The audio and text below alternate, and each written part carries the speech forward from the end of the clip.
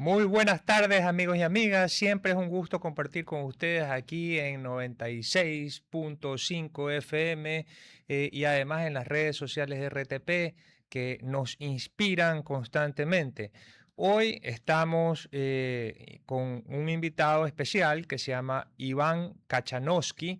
Iván es jefe del área de políticas públicas de la Fundación Libertad y Progreso y ha venido a conversar con nosotros sobre las reformas económicas impulsadas por el presidente Javier Milei desde finales del año 2023. Así es que queríamos conversar para ver con Iván qué opinaba sobre si estas políticas, cuál es el diagnóstico en este momento de la Argentina desde que el presidente Javier Milei ejerce el poder. Bienvenido, Iván. Hola, ¿qué tal? ¿Cómo estás? Muchas gracias por la invitación del espacio. Bueno, ya pasaron 2 años y medio, ¿no? Desde que asumió Javier Milei, es decir, que queda un año y medio para que termine el primer mandato, hay que ver si hay segundo. Y la verdad que se fueron dando muchos cambios desde lo económico y lo político. Eh, Te diría que en términos económicos había una posibilidad de que se llegue a una crisis bastante compleja, sobre todo en términos de inflación, que por suerte se pudo evitar. Eh, es decir, para que el público tenga una idea, ni bien asumió Milei, tuvo una inflación heredada que corría al 25% mensual, es decir, en un mes los precios subían 25%. Y la inflación llegó a estar por arriba del 200% anual. Bueno, eso se fue normalizando, entre comillas, y hoy se está esperando que este año termine con una inflación anual en torno al 25%. Es decir, la mensual que heredó. Lo que antes era una inflación mensual, ahora va a ser una inflación anual. 25 es altísima, ¿no? Digamos, todavía. Pero por lo menos está en el camino correcto de ir bajándola y por lo menos desde la Fundación Libertad y Progreso creemos que para el 2028, no sé si 2027, vamos a tener una inflación que esté por debajo del 10%, que eso en Argentina sería un hito, básicamente, porque la última vez que ocurrió fue hace muchos años. No sé si quieres que siga andando en lo económico, si querés repreguntar, Sí, te no te quería quiero hacer acaparar una el espacio. consulta, porque siempre que un líder hace cambios, se estaba leyendo un libro de Henry Kissinger que analiza 6 biografías de líderes como Margaret Thatcher o el que lideró el cambio de Singapur una vez que se independizó de Gran Bretaña. Al principio todos estos cambios no son muy bien aceptados por la población y después a largo plazo sí, pero porque muchos ciudadanos viven al día y entonces es muy difícil si uno tiene hambre estar pensando a largo plazo. ¿Cómo va la popularidad del presidente Milei? Porque tú mencionabas en la respuesta a la pregunta que no sabemos si se va a reelegir. ¿Por qué no sabemos eso de ahí? Bueno, no, digamos, Argentina es un país que te puede dar siempre sorpresas, tiene bastante incertidumbre. Yo creo que va a ser reelegido, o sea, mi escenario principal es que va a ser reelegido. Yendo un poco a lo que preguntás concretamente, hoy la imagen de Milei está bastante bien, la verdad. Siempre que hay un cambio de gobierno, la imagen del gobierno tiende a dispararse y después, bueno, empieza a mermar. Y esa merma está, pero va a una velocidad similar que gestiones que les ha ido bien, ¿no? Digamos, ojo, ¿no? Porque la imagen del gobierno es muy volátil. De golpe aparece un caso polémico o se te va de mambo una variable económica y bueno, la imagen del gobierno puede subir o bajar rápidamente. Pero tiene una ventaja para la reelección, Milei, que es que la oposición, por primera vez en mucho tiempo, no está organizada, ¿no? La oposición me refiero al peronismo, donde el peronismo vos lo podés dividir, si querés, en el kirchnerismo y los peronistas no kirchneristas, ¿no? Entonces, en esa división le da un poco de aire o de oportunidad a Milei para hacer una reelección que creo que la tiene medianamente accesible. Porque las próximas elecciones presidenciales son el año que viene, no hay tanto tiempo para organizarse. En lo económico no me imagino que pase algo muy, muy catastrófico, porque la macroeconomía se está ordenando, uno puede discutir el cómo, algunas cuestiones, pero los números van siendo buenos. Es cierto que hay discusión más a nivel micro, en los sectores, si querés, sectores que le va mejor, sectores que no les va tan bien, eso puede ser un problema, pero tiene otra ventaja el gobierno de Milei, y es que yo creo que gran parte de la población, si bien hay cosas que no le gusta de este gobierno, quedó espantada con la gestión del gobierno, del último gobierno kirchnerista. Entonces prefieren, de alguna manera, por más que algunas cuestiones no les gusten, seguir por este camino que darle una nueva oportunidad a la oposición. Y después tenés un sector de la política que, si querés, era más afín a lo que fue el gobierno de Macri, que Macri gobernó entre el 16 y el 19, pero que ese público casi que está captado en su gran parte por Milei, ¿no? Entonces no es competitivo tampoco. Entonces, en esa falta de desafío de liderazgo, salvo que ocurra algún cisne negro o algo así medio no previsto, debería tener una elección, creo yo, accesible y concentrarse así entonces en un segundo mandato donde se intente profundizar reformas estructurales que por ahí fueron avanzando lento por la debilidad que había en el Congreso. Es que la Argentina, sí, siempre nos da sorpresas. De hecho, en el Mundial de Fútbol siempre nos estuvo sufriendo y en todos los partidos. Y aparentemente eso también se refleja en la política de la República de la Argentina. Y a mí me queda, siempre me he preguntado esto que tú en algún momento lo acabas de mencionar, es decir, ¿cuál es la relación entre los votantes de Macri con los votantes de Milei? Porque son dos estilos que me parecen muy diferentes. Bueno, Milei es un estilo muy especial, muy buen político con ese estilo, pero diferente. Y, y además la percepción que teníamos en el caso de Macri fue que tal vez no se lograron hacer todas las reformas necesarias en un tiempo rápido y los resultados no fueron los que muchos esperaban. Eso traducido al ecuatoriano, por ejemplo, aquí el expresidente Rafael Correa tiene una base de votos dura, que puede ser que algo haya caído en los últimos tiempos, pero siempre tiene una base de votos duros. Esto ¿cómo se extrapola al caso argentino en relación a la votación de Milei, Macri y los resultados económicos? Está muy bueno el punto que haces. Te voy a primero hacer la comparación con el kirchnerismo, después voy a ir a Macri, porque creo que así se va a entender mejor. El kirchnerismo sigue ahí con su núcleo duro, ¿no? ¿Por qué era potente el kirchnerismo? Porque tiene un piso de 20%, a veces 25% por ahí, que lo votan sí o sí, y después, con ese piso alto, lograban captar varios de los otros votos y el techo era alto. El problema que tiene ahora el kirchnerismo es que el piso es a la vez el techo, solo lo votan su núcleo duro. Por eso dejó de ser competitivo y si quiere reinventarse va a tener que aliarse, y eso está fallando. Entonces, antes que aparezca Milei, a Macri le pasó algo parecido. Logró un núcleo duro del 20-25%, que era un piso, pero después hay una gran parte en el medio que se lo disputaban entre kirchneristas y macristas. Entonces, le quedó en una situación similar. Pero ¿qué le pasó a Macri? Como varios figuras de Juntos por el Cambio, que era el gobierno de Macri, se fue para el lado del gobierno de la Libertad Avanza de Milei, entonces arrastró muchos votantes. Por ejemplo, está Patricia Bullrich, está Federico Sturzenegger en desregulación, el ministro de Economía Luis Caputo. Todos son figuras que estuvieron en el gobierno de Macri y que de alguna manera captan parte del gobierno de Macri. Entonces, del electorado, ¿no? De los que lo votaron a Macri. Hoy el piso de Juntos por el Cambio, es decir, de Macri o de alguien de Juntos por el Cambio, es más bajo que el del kirchnerismo, puede estar en un 10 o 15%. Entonces, tampoco es competitivo.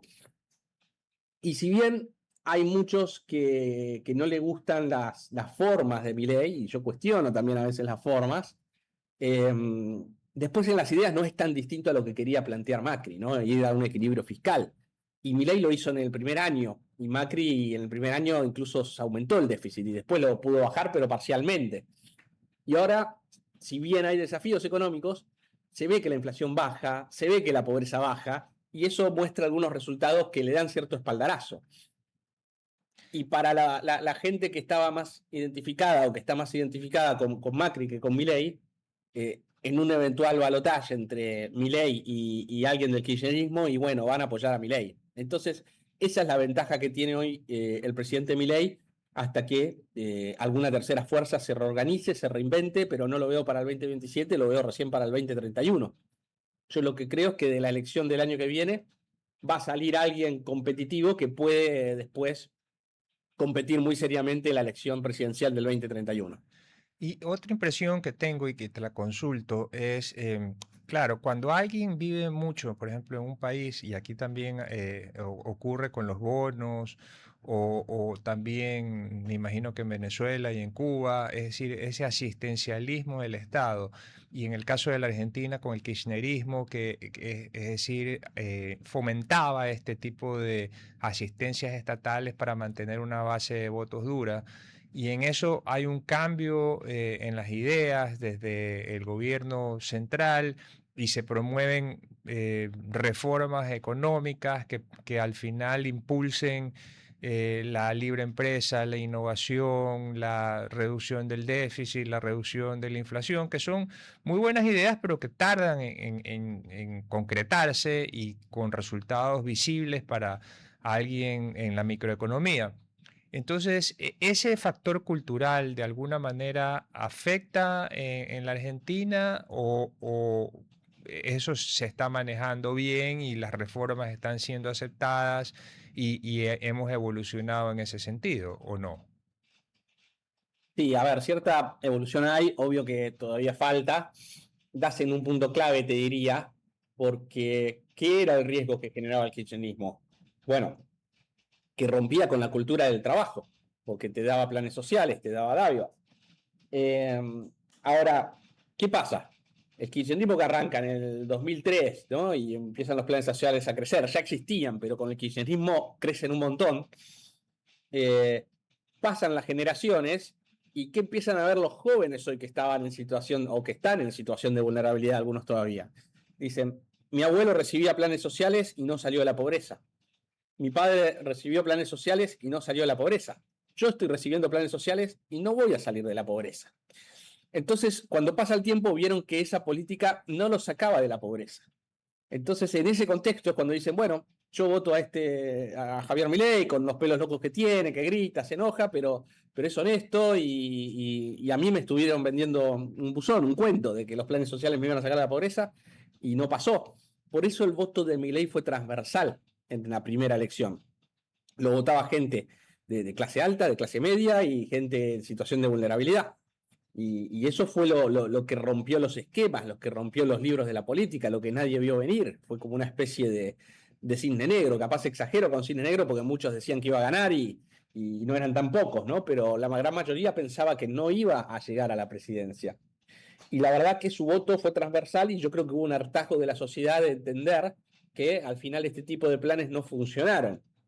No es que ahora están en el mejor de los mundos tampoco, ¿no? Es cierto que logran conseguir empleo más fácil, pero en la informalidad.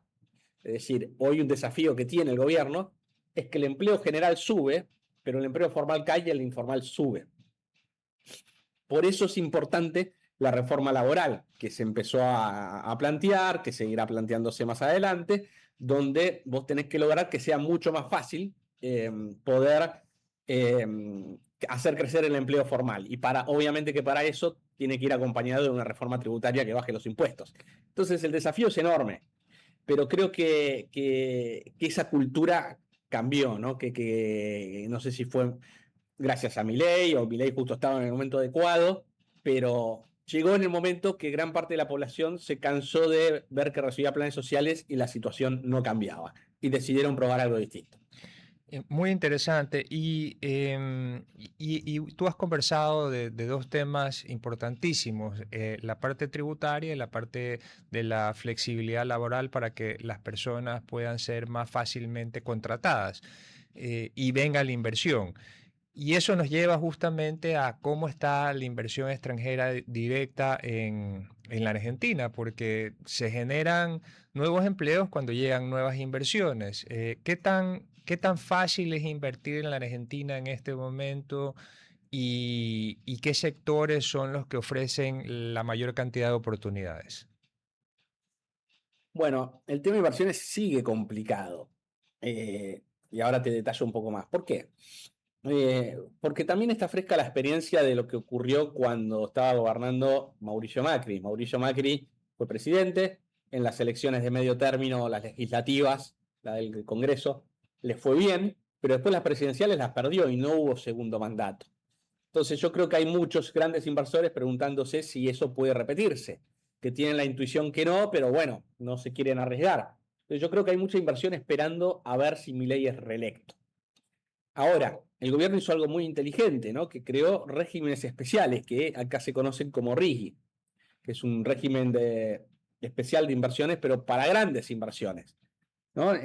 Y esas inversiones tienen algunos beneficios fiscales. Por ejemplo, el impuesto a las ganancias en Argentina es 35%, el que invierte en RIGI, que tenés que invertir arriba de determinado monto, paga 25%. ¿Y qué sectores están aplicando al RIGI? Bueno, minería, electricidad, etcétera, ¿no? Todo lo que tiene que ver con lo que se viene ahora, el cobre, el litio, las tierras raras, energía, tenemos vaca muerta en Argentina. Eh, y, y hubo licitaciones por un montón de dólares, como 120.000 millones. Se ha liquidado poco. De esos 120.000 se ejecutaron solo 4.000. Pero yo creo que pasado el ruido electoral del año que viene, si el gobierno es reelecto, eso va a empezar a entrar. Y te digo más, adicionalmente, el gobierno creó lo que se llama el Super RIGI, que también da beneficios impositivos todavía mejores, porque pagan impuesto del 15%, recordemos, se pagaba 35%, los del RIGI pagan 25% y los del Super RIGI van a pagar 15%. ¿Y quiénes pueden aplicar al Super RIGI? Sectores o servicios que no estén operando en Argentina. ¿Y por qué? Porque no quiere, sería injusto que los que estén pagando 35 tengan que competir con los que pagan 15. Pero todo sector que quiera producir un bien, un servicio, que no compite con sectores existentes de Argentina, y ahí entra mucho de la inteligencia artificial, data center, industria del conocimiento, etcétera, va a pagar un 15%. Y esto es muy interesante. ¿Por qué? Porque como son sectores y servicios que no operan en Argentina, si vienen inversiones, eso va a implicar recaudación tributaria extra. Y cuando vos tenés recaudación tributaria extra, vas a tener o fortalecer tu superávit fiscal, y eso es lo que te va a permitir bajarle impuesto al resto de los sectores. Es decir, la tendencia te muestra que si esto avanza, van a ir bajando los impuestos al resto de los sectores, y eso es lo interesante, es que parar la cancha para competir. Claro, y desde Futuro en Acción siempre hemos promovido la idea de que las instituciones no deben ser las personas, sino que deben ser tan fuertes las instituciones públicas que trasciendan a las personas. Entonces, pareciera que al presidente Milei todavía le falta fortalecer esto porque no debería depender la inversión de si es reelegido o no. Eso estamos conversando del mundo ideal. Ahora, tomando en consideración ese contexto, ¿qué reformas estructurales están pendientes en la Argentina para que se consolide esa economía? Bien, es un muy buen punto que haces de que depende de si es reelecto o no. Obviamente el mundo ideal es que no dependa de una persona. Ahora eso escapa un poco a mi ley, porque cualquiera que esté sentado ahí en estas circunstancias heredadas iba a pasar lo mismo, ¿no? Es una transición hacia una institucionalidad. Eh, y para que esa institucionalidad funcione, se conecta con la segunda parte de tu pregunta. Bueno, ¿qué reformas están pendientes? Bueno, yo creo que en Argentina se ha avanzado mucho en la reforma del Estado. Había 23 ministerios, ahora hay 8 o 9, es decir, eso ya te da una señal de que el Estado se va a achicar. Eh, Obviamente que la reforma laboral, como está hecha hoy, contribuye a reducir los juicios laborales y a fomentar la formalidad, pero todavía está pendiente reducir la carga impositiva, es decir, la reforma tributaria. Tenemos un problema eh, con la reforma previsional, también eso va a haber que trabajarlo. Y bueno, obviamente seguir empujando la flexibilidad laboral, porque el problema que tiene Argentina es que desde hace 15 años que el empleo formal no crece. Y ahora en este último tiempo empezó a destruirse. Pero en algún punto es lo lógico, porque ¿qué pasa en Argentina? Con tantos años de estar cerrado, las empresas formales que se están destruyendo, no digo todas, pero gran parte de ellas, eran empresas que no eran productivas porque dependían de los beneficios del Estado para funcionar. Bueno, ahora esos beneficios se acabaron y es cierto, se están destruyendo empresas, pero empresas que no son productivas, gran parte de ellas.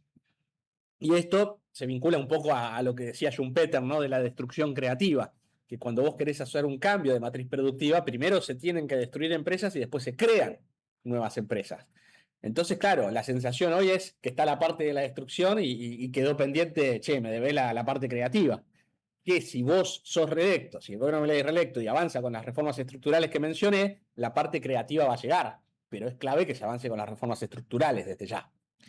Y desde el lado económico, recordando que estamos conversando con el economista Iván Kachanowski de la Fundación Libertad y Progreso de la Argentina, quería consultar, bueno, aparentemente los datos económicos, macroeconómicos de la Argentina están mejorando. Y ahí quisiera que me corrija si no es acertada esa afirmación. Y adicionalmente quería consultarte cómo ves si las cosas salen bien y se siguen haciendo las reformas estructurales, ¿cómo verías a la Argentina en los próximos 5 años? Bueno, no, la verdad que vos pensás que Argentina estuvo cerrada 60 años y siempre es atractiva para invertir. Lo que pasa es que con las condiciones actuales no.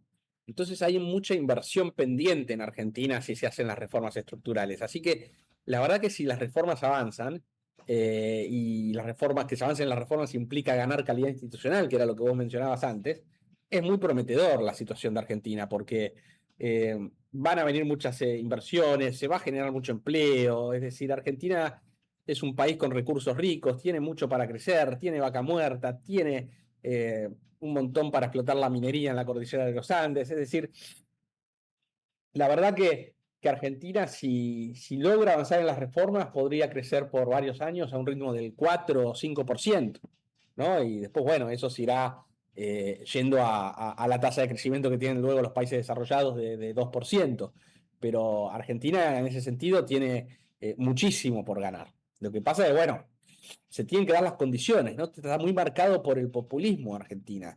Y el populismo ahora está en riesgo de quedar debilitado, digamos. Y en mi opinión tienen que pasar tres cosas para que el populismo quede debilitado y se confíe más en las instituciones. Y dos de esos tres pasos ya se dieron. El primer paso es que un gobierno no peronista sea electo. Y eso fue Mauricio Macri. El segundo paso te diría que es que un gobierno peronista no sea reelecto. Y eso es lo que le pasó a Alberto Fernández. Y ahora te diría que el tercer paso es que un gobierno no peronista pueda ser reelecto. Y eso puede ser Javier Milei. Y si eso ocurre, cambia mucho la perspectiva para adelante, porque por primera vez un gobierno no peronista sería reelecto. Y desde la Argentina, con estos antecedentes que son muy parecidos a los del Ecuador en lo político, en cuanto al populismo, en cuanto al socialismo, ¿qué lecciones tú crees que el Ecuador podría aprender de la Argentina? Bueno, a ver, cada país tiene sus particularidades, ¿no? Por ejemplo, yo no me imagino que las formas, por ejemplo, de Javier Milei funcionen en otros países necesariamente, porque para llegar a eso necesitas, digamos, un hartazgo de la sociedad que quiera buscar un cambio fuerte, que es lo que proponía Milei. Ustedes tienen una ventaja, que es la dolarización. Entonces, ustedes ya tienen un problema enorme que a Argentina le cuesta mucho luchar, que es no van a tener niveles elevados de inflación, y eso ya es un punto de partida súper interesante. Entonces, lo que tiene que lograr Ecuador es estar en orden en las cuentas fiscales, porque como no puede emitir, porque está dolarizado, si hay déficit fiscal se va a empezar a endeudar y ahí es donde pueden venir los problemas. Y si ustedes logran imitar la disciplina fiscal que propone Milei, la verdad que va por inercia a ganar mucho en eficiencia el gobierno, porque no tiene que gastar de más, porque no tiene que endeudarse. creo que es un punto de partida desde lo económico bastante bueno, ¿no? Y que la dolarización en ese sentido los Juan ayuda. Kachanowski, a los años que lo veo. ¿Qué tal, Juan Carlos? Gracias. Y desde ese punto de vista, la ventaja de la dolarización es que es muy difícil de revertir. De hecho, Correa intentó y no pudo. Entonces, por más que haya populismo, ustedes ya tienen un problema resuelto. Entonces, el desafío va más por el lado fiscal e institucional, diría yo. Bueno, esas fueron las palabras de Iván Kachanowski, jefe de área de políticas públicas de la Fundación Libertad y Progreso desde la Argentina.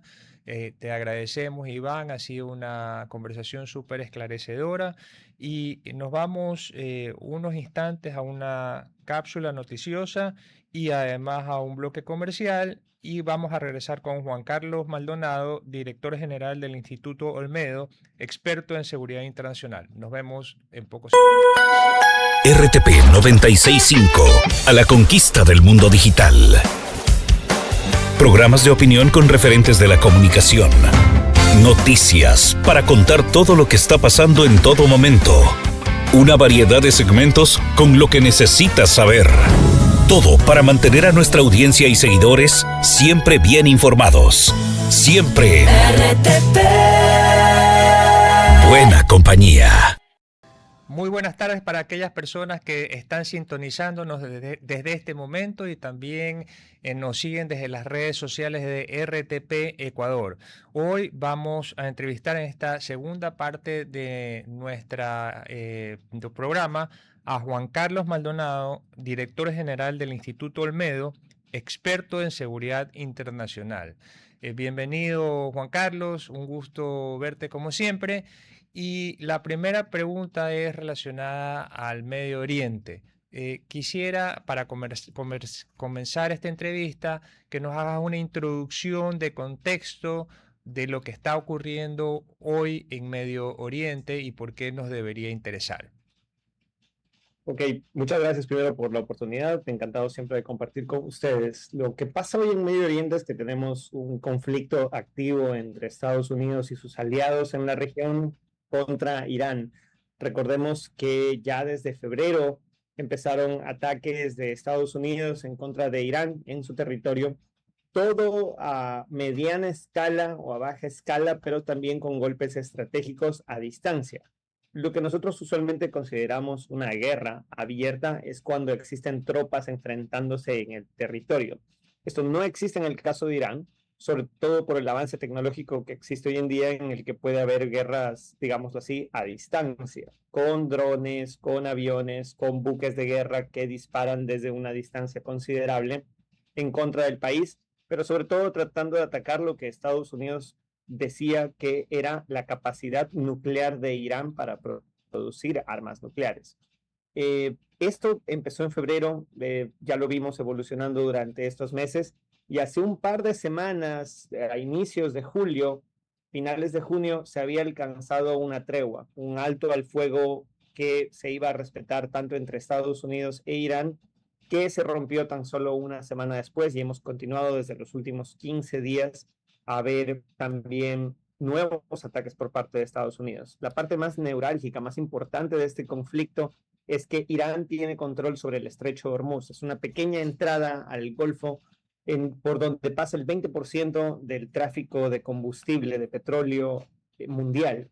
Parece que 20% podría ser poco, pero afecta. Hace poco estábamos escuchando aquí mismo en la transmisión el aumento del precio de los combustibles y del precio del petróleo. Esto se debe esencialmente a la falta de tráfico libre que existe en el estrecho de Hormuz. Claro, y este es un tema súper trascendente porque los que invierten en las bolsas de valores del mundo ven que el precio del petróleo hoy está subiendo, lo cual nos afecta directamente también porque somos importadores de combustibles, de derivados del petróleo. Algunos ya nos califican como ya no un país productor de petróleo debido a la decreciente producción en manos del control estatal. Y comienza, me parece, todo este escenario que has planteado por el ataque en enero de Hamas a Israel. Israel, aliado de los Estados Unidos, se involucra Irán. Las otras superpotencias también desde Rusia y China se mantienen un poco expectantes, pero algo de participación tienen. Y empiezan los ataques con drones y los países petroleros también se ven afectados. El estrecho de Hormuz, a veces Estados Unidos dice que ya está controlado y entonces sube los índices bursátiles y después resulta que no al día siguiente y entonces caen los índices bursátiles. Entonces, tiene una afectación económica súper importante lo que está ocurriendo en este momento en el Medio Oriente, y para nosotros tiene una afectación en concreto en el precio de las gasolinas para los que estamos en el día a día. Entonces, tú decías que si bien es cierto no es una guerra convencional, sí podría convertirse en una guerra regional, ¿o no?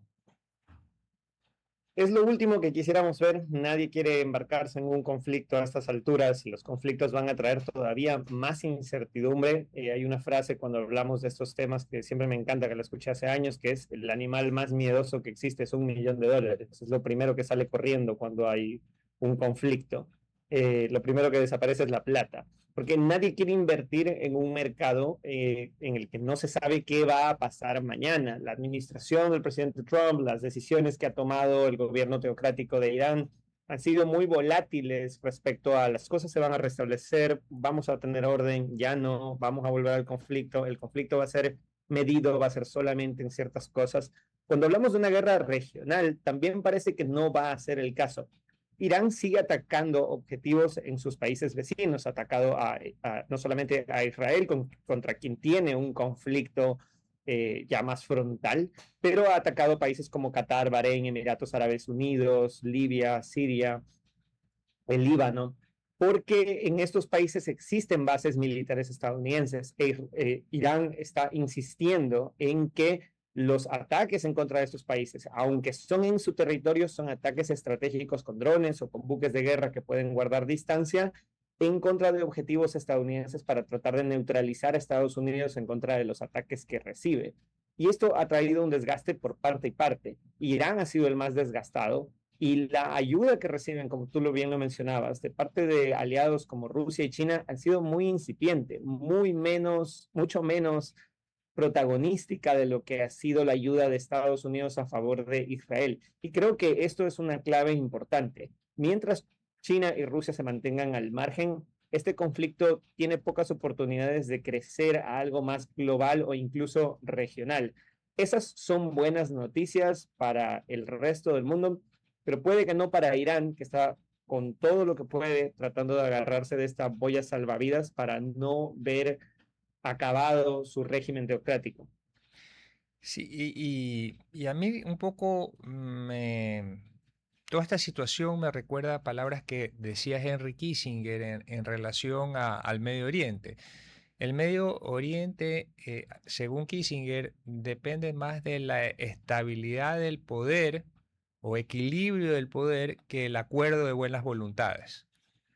¿Esta estabilidad se está terminando en el Medio Oriente o no? Porque al final el Medio Oriente viene de todos esta herencia inglesa, francesa, que estuvo ahí y que no terminó de dejar desarrollar realmente a estos países en relación a su propia cultura, y tenemos lo que tenemos en este momento y de alguna manera seguimos, durante los últimos siglos se ha seguido tratando de influir o de explotar esas zonas y me parece que estas son las consecuencias. ¿Cómo logramos un equilibrio regional para que esto no pase a mayores?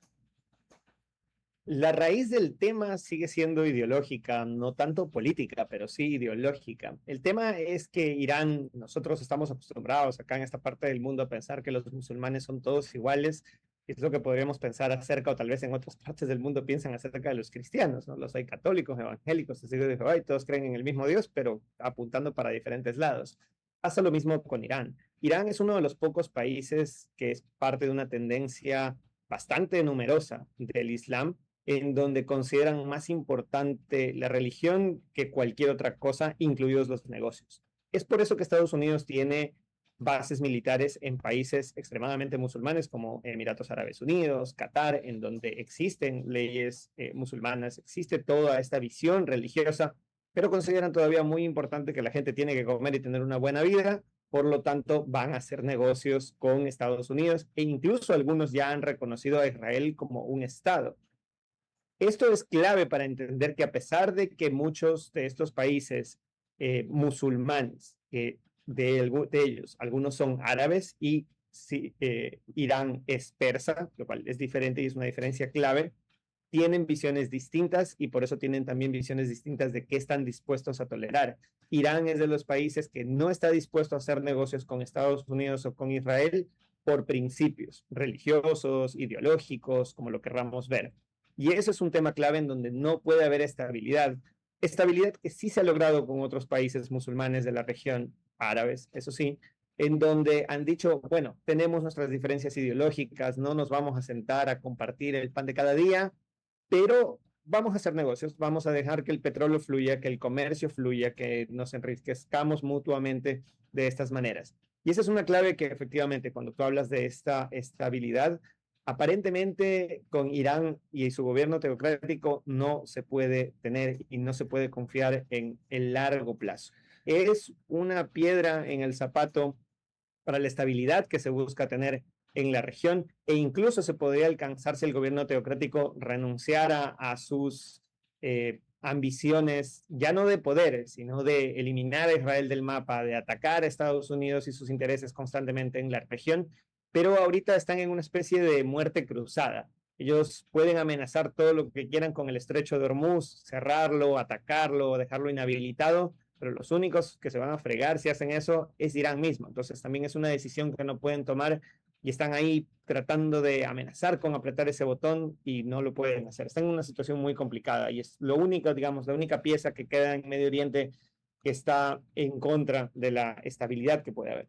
Ahora, es decir, hay muchas personas que están en el mundo que están contra este régimen religioso de Irán porque es tremendamente extremista desde la visión occidental.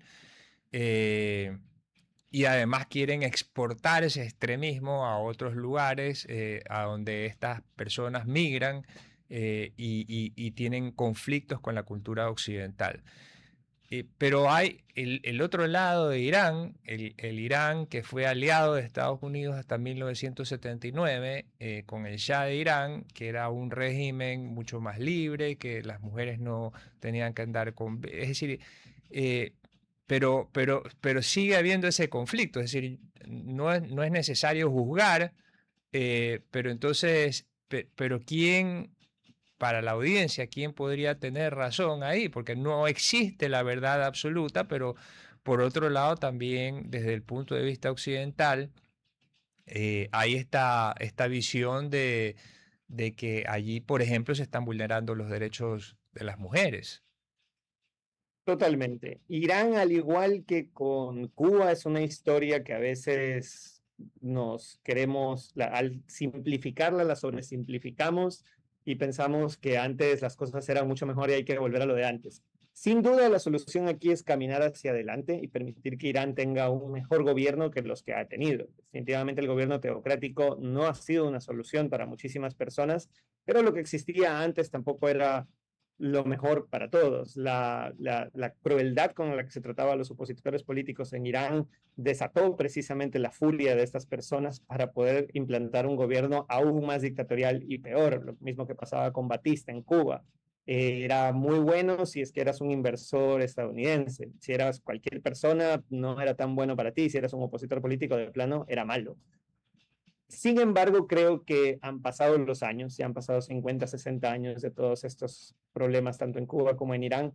Deberíamos mirar hacia adelante y las opciones que pueden tener apuntan a que Irán puede convertirse en un país que no necesariamente tenga que ser una democracia liberal. Vemos el caso de Singapur, que ha mejorado muchísimo, a pesar de tener un gobierno autoritario en donde, por ejemplo, está prohibido masticar públicamente o comerciar chicle. En Singapur, por ejemplo, el gobierno prohíbe que la gente coma chicle, lo cual parece la cosa más absurda y totalitaria, pero uno daría una mano por vivir en Singapur porque es un país extraordinario. Creo que hay un nivel de cosas que se puede alcanzar que no necesariamente requiere que se conviertan en el país más libre del mundo, pero por lo menos que se liberen, como tú lo has mencionado bien, a los derechos de las mujeres, que se pueden tolerar, que el gobierno teocrático debe ceder en esto.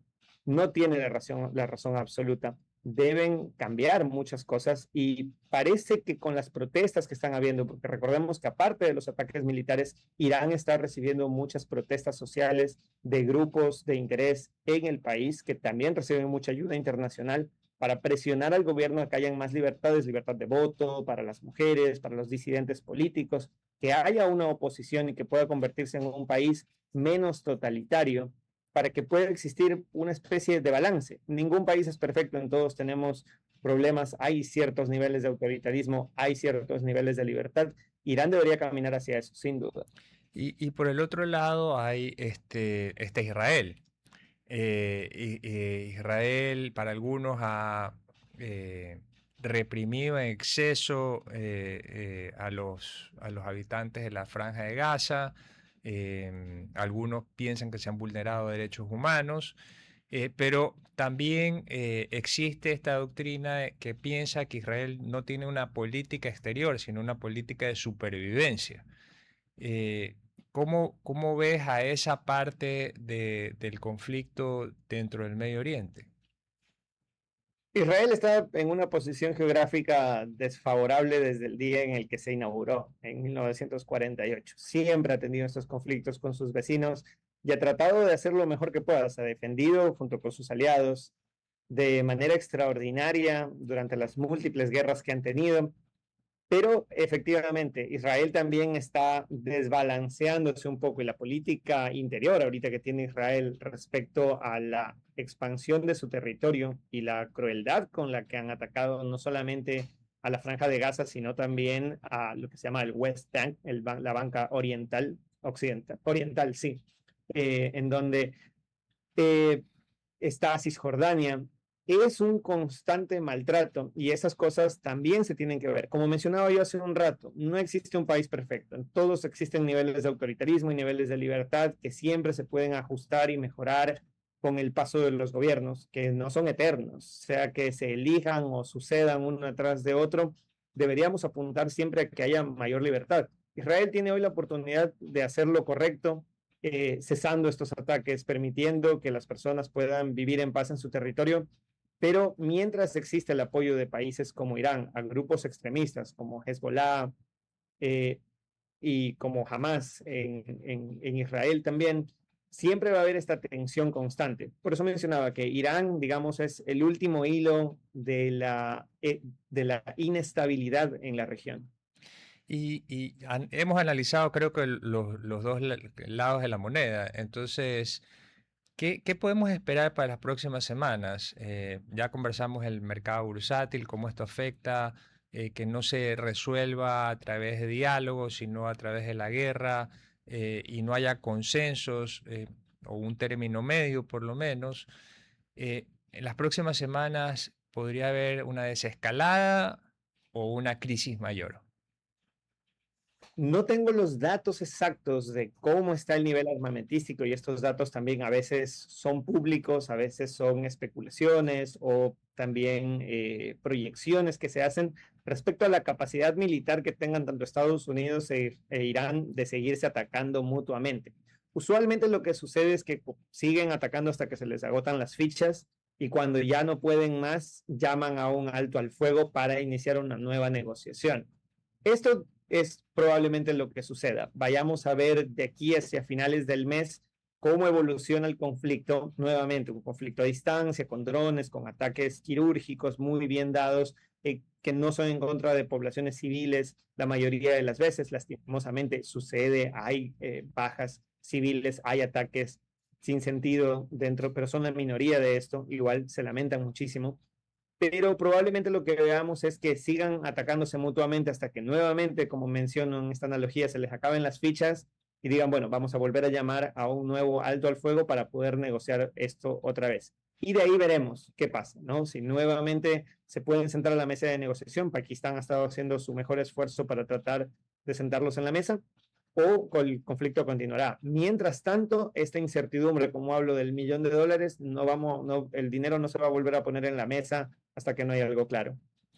¿Y cuál sería, por ejemplo, una recomendación para evitar que esta crisis desemboque en una guerra más importante? Francamente, la vía diplomática es siempre la única forma. Alguien hacía un chiste hace muchos años que decía que si las mujeres gobernaran el mundo no habrían guerras, sino países que no se hablan el uno con el otro. Y eso es la diplomacia, simplemente sentarnos a conversar o cordialmente decir, yo no tengo nada que hablar con usted, siga nomás con su vida. Pero es lo único que nos queda y de verdad es lo más civilizatorio. El sentarnos sobre la mesa y permitir que ciertas cosas suceden, tiene que suceder, pero también tenemos que tener en cuenta de que en la mesa de negociación, tanto en los negocios como en la vida, como en las relaciones internacionales, las partes tienen que ceder ciertas cosas. Habrán ciertas cosas con las que Occidente tendrá que tolerar en Irán y ciertas cosas que Irán tendrá que tolerar de Occidente y abrir sus mercados, abrir más libertades sociales en Irán para poder tener un beneficio mayor que es el de conservar la paz, conservar el comercio. Y por parte de Ecuador, lo que nosotros podemos hacer, lo poquísimo que podemos hacer para contribuir a esto, vemos que pronto ya se va a alcanzar un TLC con Canadá. Lo único que podemos hacer es nosotros tratar de diversificar también nuestra oferta y demanda de productos hacia el mundo con otros actores. No podemos depender solamente de uno o dos países, sino tener mayor apertura comercial, oportunidades para que hayan inversiones diversas en el país, venga de donde venga, y mantenernos en una posición de que para Ecuador lo importante no es una postura ideológica o bélica, sino una posición diplomática y comercial. Nosotros somos un país abierto al comercio, abierto a conversar con todos. Estas fueron las palabras de Juan Carlos Maldonado analizando la situación geopolítica del Medio Oriente. Te agradecemos, Juan Carlos, ha sido muy interesante escucharte y también agradecer nuevamente a nuestro invitado del primer bloque por el análisis de la economía argentina. Así es que hemos revisado varios temas importantes para hoy. Y queremos despedirnos. Mi nombre es Juan Carlos Díaz Granados. Espero que tengan una excelente tarde y un muy grato feriado. Chao. Hasta aquí, Futuro en Acción. Control Master Marisela Basantes. Transmisión digital Gerardo Díaz. Redes sociales Erika Eras. Dirección Javier Gamboa. Todos los derechos reservados. RTP 2026.